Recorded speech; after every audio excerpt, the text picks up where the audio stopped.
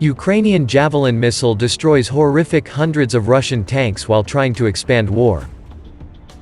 Russia began the war in Ukraine with the world's largest tank force, but the losses it has suffered reveal its weaknesses on the modern battlefield. Moscow's forces have lost more than 230 of the heavily armored tracked vehicles since they invaded Ukraine on February 24, according to Oryx blog, an open-source site that tracks military equipment losses.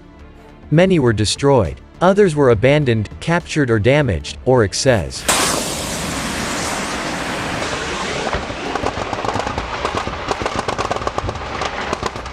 Ukraine's government says it has exacted an even higher toll, claiming to have destroyed more than 400 Russian tanks and many more less armored military vehicles.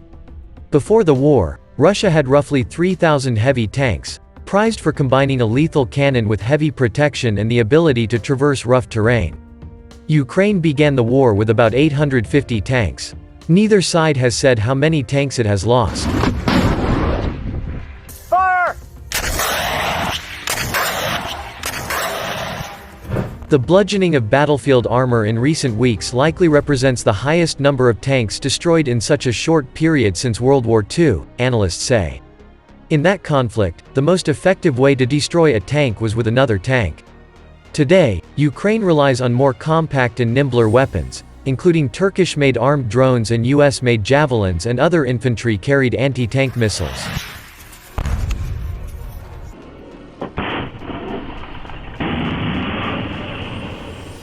The high-tech gear has let small numbers of Ukrainian soldiers exact a surprisingly large toll on Russian tanks, armored vehicles and supply columns.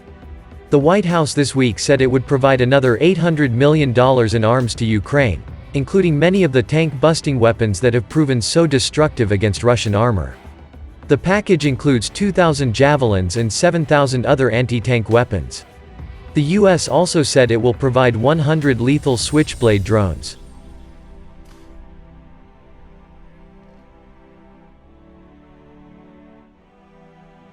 In response, Russia may be adapting its battlefield tactics and trying to better coordinate forces, a weakness they have displayed that exposed them to attacks.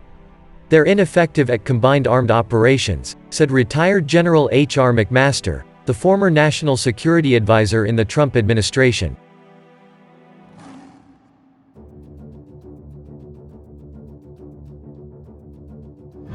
But improving tactics only goes so far against new technologies, history shows.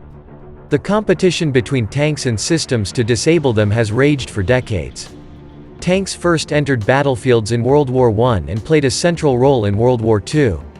Russia's tank operations in that conflict, which helped defeat Germany, are among the most storied in the era of industrial warfare.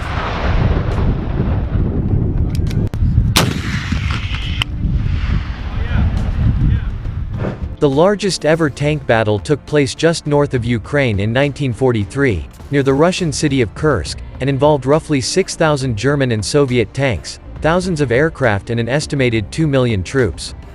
German blitzkrieg tactics demonstrated the force of combined attacks coordinating armored vehicles with infantry and air support.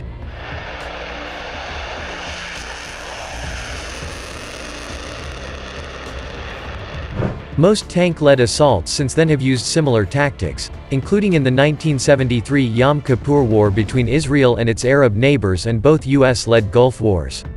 To maximize the utility of the tank, you've got to use it in a combined armed force with infantry and infantry armored vehicles, and other elements, said Ben Barry, a former commander of a British armored infantry battalion now at the International Institute for Strategic Studies think tank in London.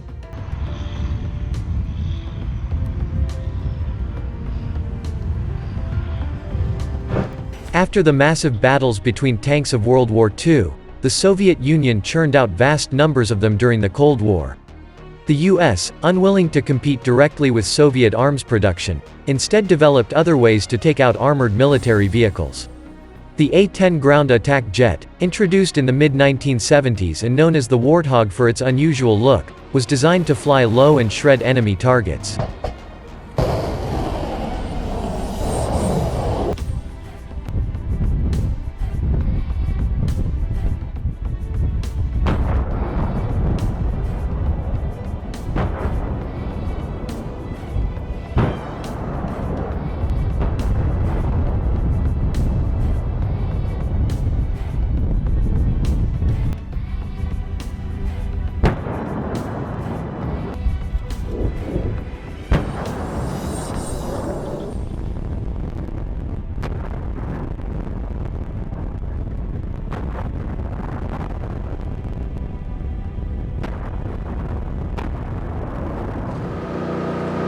stand by for reback. See where it says terrain feature, the category type?